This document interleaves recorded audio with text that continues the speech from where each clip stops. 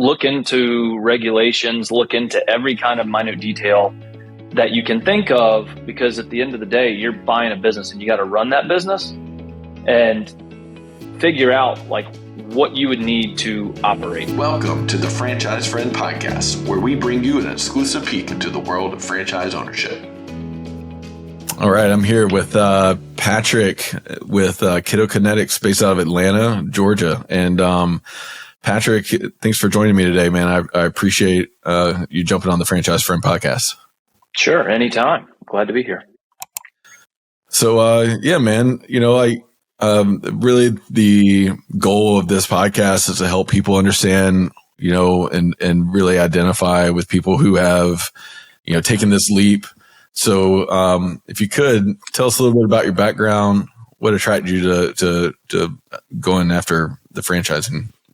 Sure. So, yeah, absolutely. I was in the corporate world for, the first 15 plus years of my life. I enjoyed the challenge, but at some point, you always have that nag in the back of your mind about, I want to be able to do my own thing. Want to be able to step out of my comfort zone. My wife actually was staying home with the kids the last 7 years, and she was an educator, and big into physical fitness. So it actually started out with her looking to get back in the workforce, and we found Kidokinetics, and it started going well, and we had an opportunity to expand our franchise territory. And so after, kicking it back and forth, I decided to make the jump and go all in and do it. So it's been a blast and just unbelievably fun so far. It's been about 8 months now. So you kind of mentioned, you transitioned out of your corporate career. What was the crossroads there, and what did that look like, and how did you categorize that decision and compartmentalize it really to be like, okay, this is the right direction to go for us and our family? Yeah. So, it's tough. It kind of came down to, I was wearing myself thin, rushing home every day to try to get to my kids' practices, traveling globally, traveling domestically, starting to see the pattern of missing things. It was one thing, when you miss them when they're 3 and 4 years old, but once they get to 7, 8, 9, and you're seeing them grow even more and you feel like you want to be part of it, I was taking a hard look at the time I was spending working and dedicating my time for someone else, basically to make money versus myself. So I started to look in terms of what my life would look like, stepping away and kind of taking my time back and being able to be around more frequently with my family and get to enjoy and do the things I want to do with them. There's no point in, working and having money if you can't enjoy it and have life. So. So during our first conversation, and for those who are listening, Patrick and I had recorded this previously and have some technical issues, but our first conversation, just take two. You had a really great quote from a movie of yours. Do you remember that? And so it was one of my favorite scenes of any movie is in The Dark Knight Rises. I believe that's the right Batman movie, but it's when Batman gets his back broken and he goes into the prison down in the well, and he's continuing to try to climb the stairs and jump and get out to escape. And every time he tries, he has this rope tied around his waist and he can't make the jump. And finally, a guy down the bottom, one of the prisoners says to him, one person's only ever made that jump, and they did it without the rope. So Batman looks kind of panicked, and he goes without the rope, makes the big jump and makes it, and is the second person to escape. So it's kind of the moral of the story is you got to cut the rope and take the big jump. If you try to do it constantly with a safety net or constantly worried about replacing your income or all the things you think about, they're a big, tough decision, but at some point, you got to make the jump. Yeah. So, what specific challenges have you had, along the way, with maybe just franchise in general, not necessarily specific to Kidokinetics, but, sure. Was there any surprises or any challenges that you could kind of offer some perspective for the listeners? Yeah, I would say some challenges we've had if I think about the timeline of getting to this point, first, it was specific to making the jump. You're leaving a job where someone's paying you a salary. Every 2 weeks that that paycheck's going to hit your bank account. You're most likely have a subsidized healthcare program. So it's tough to take those aspects and make it an unknown, basically. So going through that process, finding someone you're comfortable with to help navigate you through the healthcare piece, I think was a big deal for us. And then once we got there, it was super helpful.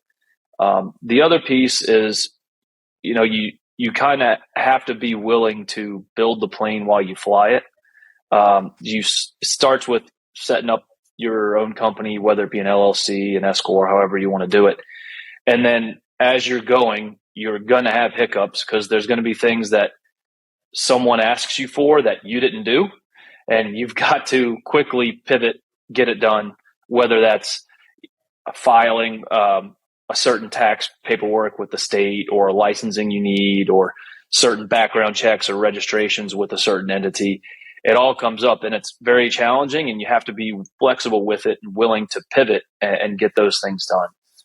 It's a big learning experience. And as we've created or branched out with other franchises and other locations, same franchise, other locations, those steps and it's a quick learning experience and it makes everything else a lot more seamless. Yeah. So, I think you, said that there was something around like, you had to be, you had to kind of register with some entity or something before you're able to kind of offer these classes and stuff after school. Is that right? In Atlanta? Yeah. Is that right? That's right. So, So one example, we operate primarily in, childcare agencies, whether it be a preschool or daycare or even a private school. And so the state of Georgia has this thing called Decal Koala and Bright from the Start. And you have to get your coach or your employee registered through the state and background checked through the state. And then once they have that done, they can easily port their background check between different schools. And we didn't have that done. We go to coach our first one and, they say to my wife, "Hey, where's your Bright from the Start background check?" And all of a sudden my phone rings, won't work. She's like, "Hey, what's the Bright from the Start background check?" I'm like, "I don't know." So we contact the franchise, and it's a state specific regulation. They're based out of Florida. So it was an example of us having to start Googling, get it done. And then as we've gone into other states, each state's different, but you need to look for that piece of the process and get it done. Yeah, always share with people like each franchise, each business, whatever it might be, there's like a puzzle that you kind of have to put together, along the way, just like they build a plane while you fly. Yeah. And, I think a lot of concerns that people have with getting into franchising, obviously failure is one, but they always kind of create roadblocks. And I think the roadblock of, the labor force, people like to kind of lean on that one. What have you experienced with the labor force, and bringing on people? And could you share any tidbits for anyone who's looking at getting into franchising and looking at the labor force? Yeah, absolutely. That's a great question. That was one of the big unknowns, especially for us. We're needing part-time labor, which the majority of franchises do. It's hard to bring someone on a salary. So for us and the labor market, what we've done, Emily, my wife, is really good about screening people and looking for the right qualities. And I completely dislike the hiring process. I hate it. I didn't like it in the corporate world. I don't like it now. It's just a lot of time spent. So with that, I would make sure you do that upfront time, even though it's a pain, and find good people that have the right attitude. And then as long as they have the right attitude, then they're typically flexible with you and willing to learn and do things your way. And then once you find the people you like, essentially they're making money for you. So incentivize them and keep them happy. I think the power of a good employee and someone who's potentially driving revenue, to give them incentives. As an example, so a couple of our directors, we give them a share of revenue.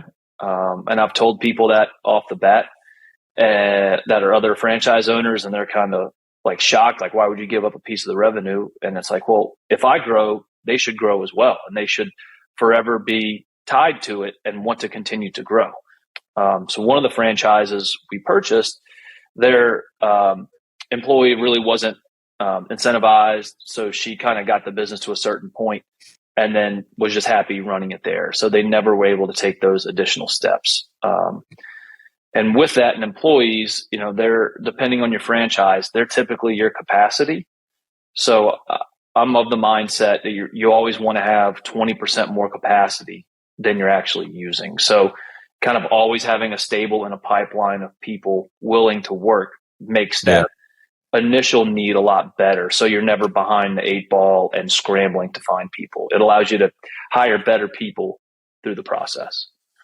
Right. Yeah. You don't want to be stuck having to sit here and hire a bad hire and then just kind of doing the same thing over and over and over again. Right. Yeah, it's one of those things that has an immense amount of hidden costs. If you yourself are spending 10 hours a week screening resumes, trying to hire somebody, I mean, that's 10 hours you could be using of your time doing either driving your business, spending with your family, just having fun doing something else, And to repeat that process every month or two, it'll wear you out. Yeah. So, I think it also allows you to grow, right, and feel comfortable with growing. And so I think this is something, in the past 8 months, you've kind of gone from a single unit owner to a multi-state, multi-unit owner. What's your thought process behind that?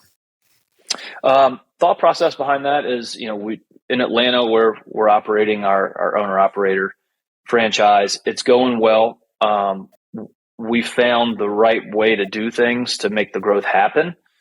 So we've experienced some better growth than others within the franchise system. So it's almost like taking the roadmap we've adapted that we were given by the franchise and then putting that model in other states. And once you kind of do it yourself, you've got the opportunity and the tools to better coach and guide somebody. I think if we were to have set up the Atlanta franchise and as a passive model, hired someone to run it and we didn't do it ourselves, we would have had way slower onboarding, execution, and even growth in the other states. So I think it's really important to understand just the ground level work that needs to be done. And it helps when you get a phone call, you can quickly answer a question. And it results in a lot cleaner, I guess, execution and better success. Yeah. Yeah. I think whenever I had my franchises and I was multi-states, I think a lot of times people think like, okay, you're just looking to make more money, whatever it might be, but it also offers a career path for the employees that you currently have, where maybe they want to grow with you. Is that kind of also some of the thoughts that you might have with going bigger? Absolutely. Yeah. So right now I'm operating the 3 independently. They're not tied together in one company yet. Something I've talked to my CPA about. But definitely, like, one of our best employees here, we're her first job out of college. She was a sports management major. We just promoted her to assistant director. If she continues on the career path, there's opportunity for her to manage one of the other locations, whether it be remotely as a director level, or potentially to move if she likes. So having those opportunities allows you to create kind of your own mini version of what you came from in a corporate standpoint. Right. Yep. Do you see yourself being a Kidokinetics single franchisee, or do you see yourself kind of growing into different brands? Where do you kind of envision? Yeah, something I think about actually rather frequently. First thing, I got to get more cash flow positive on the 3 franchises since they've all basically launched within the last 12 months. But I think I guess it depends on opportunity and what comes up. If there's other opportunities with Kidokinetics that suit what we need and are a good market and maybe are already off the ground or a good opportunity, could potentially continue to expand. I'm also evaluating other franchises just kind of on the side as I look. Nothing too deep, but wanting to potentially diversify. I'm always reading industry reports, regulations. There's a lot of COVID relief dollars that expire coming up for childcare industry. So having a diversified brand of franchises is certainly something that interests me. Don't know what that industry is yet. Right. I enjoy the Kidokinetics is, it was said to me by our franchise broker, but there's the hunter model and the gatherer model. And Kidokinetics is the hunter model. You got to go get the business. You got to contact schools, kind of do the old school selling, which typically results in not having a build out and not a lot of upfront costs. So the second one, it may look more towards a gatherer model that could potentially be a brand that's there that people can come to and that's managed more centrally, but again, expanding and always looking for opportunities. Yeah. Well, you'll probably feel a little bit more comfortable going into the second one now that you've done it and you've leap once, right? Absolutely. Yeah. And another thing about it too is we launched the Atlanta franchise, I didn't expect, this may come out odd, but I didn't expect to be as involved and talking to so many parents and so involved in the community with it. I thought it was more, just getting schools on board and then we're a provider, but there's been so much more interaction and so many parents that I'll wear my Kidokinetics hat to my daughter's soccer game and people will come up to us and say, oh, my kid's in that class. So from the community standpoint, if you had an anchor as another franchise there, you've already kind of established your kind of following our customer base that knows you, and it's way easier to continue to be involved in the community and be a small business. Absolutely. Yeah. I share that with people all the time too, where they think about investing in these brands, especially, something that may not be brick and mortar, and it could be whatever, it could be roofing or flooring or garage doors or even after school kid care. And I'm like, you have to put your arms around the brand, you have to be the brand, whether you're there teaching or not, it doesn't matter. Wearing the hat and being an advocate for that brand is going to be what catapults you to the next level. So you can't be semi-absentee. You don't have a sign on the door or on the building that's showing people where Kidokinetics is, right? Yeah. You have to be an advocate for that brand and network. So, to add on to that, unless you're opening a Dunkin' Donuts or a Domino's where it's a large national brand, everybody knows it's a franchise.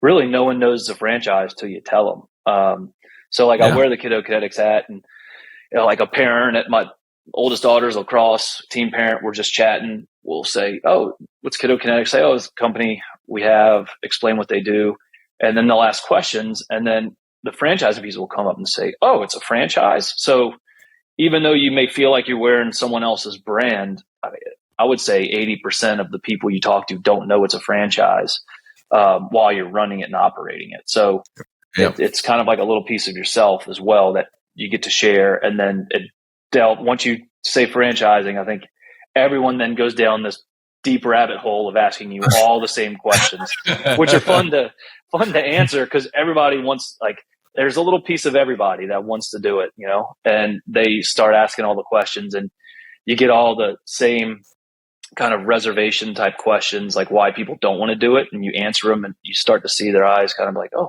well, I could do it. It's not a gargantuan task.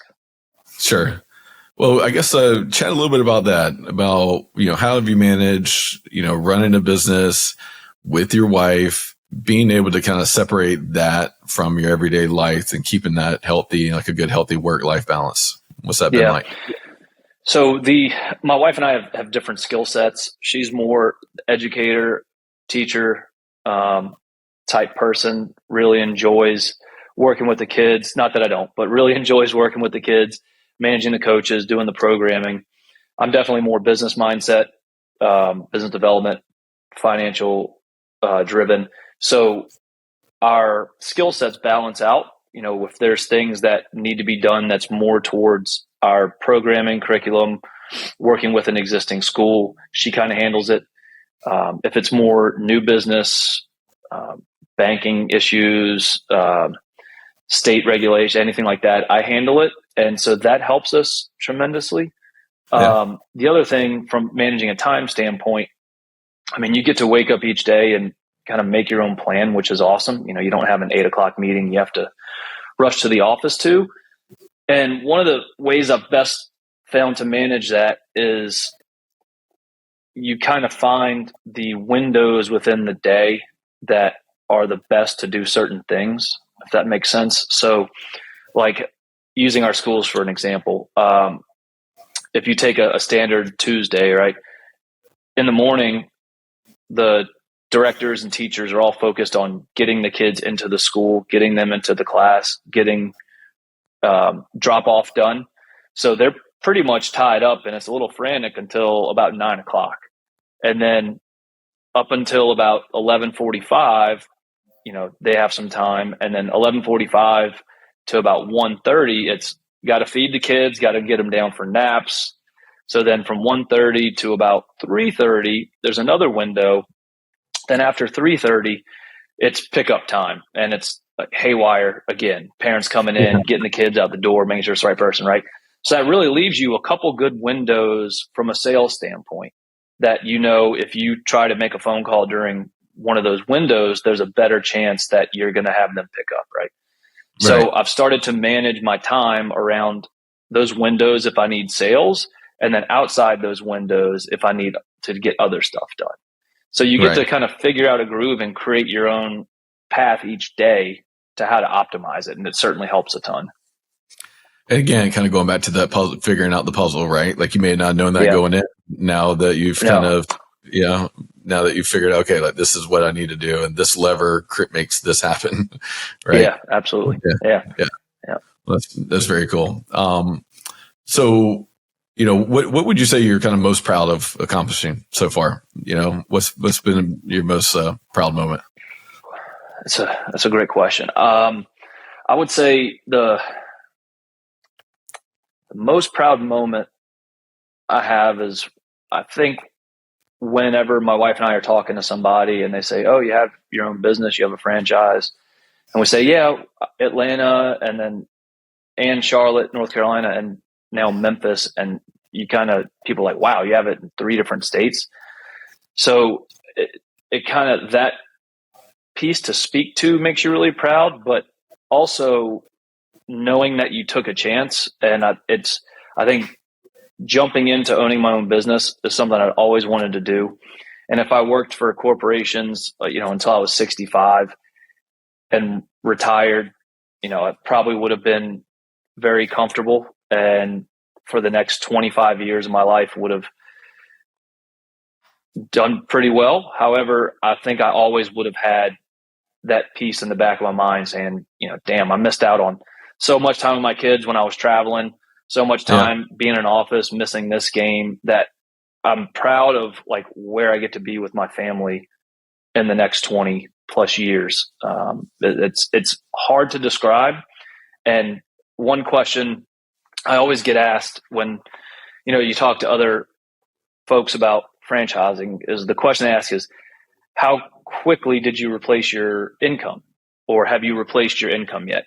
And that's the way I thought about things. You're trying to do the break-even analysis. You're got 5,000 different lines on paper. You're trying to handwrite it and make it work and do all these things. And it kind of goes back to the Batman reference, but it's hard to, that's the way I was looking at it, right? But it's hard to quantify the amount of time you get back.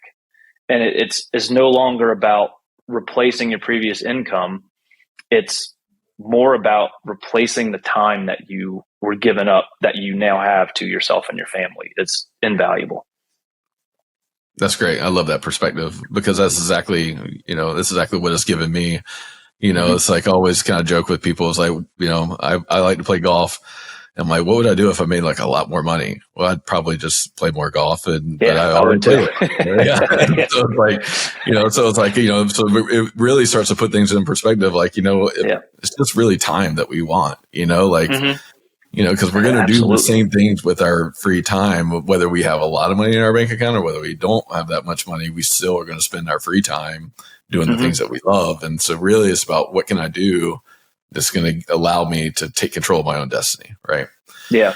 Absolutely. So, I followed Jesse Itzler, who's an entrepreneur. One of the things he said was that he let me get this right. So his relationship with money has changed. It used to be, how can I make as much money as possible?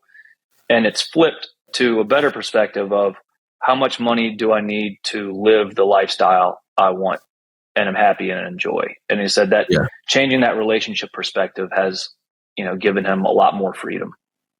That makes sense. Well, so from my last question for you today, and again, Patrick, thanks for jumping on again with me. But please share with me, what advice would you give to someone who's looking into franchising, who's looking to make the leap?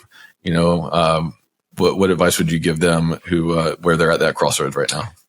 Yeah, I would say interview the franchise or as much as they're interviewing you, and make sure that they're never going to do your job for you or run your business for you, but make sure they're committed to support, because they're really there for support, not to grow your business, not to do anything like that. And in that process, do your research. So talk to other franchise owners, and in all transparency, they'll probably give you references that they know are going to give the right answers that they want to be given.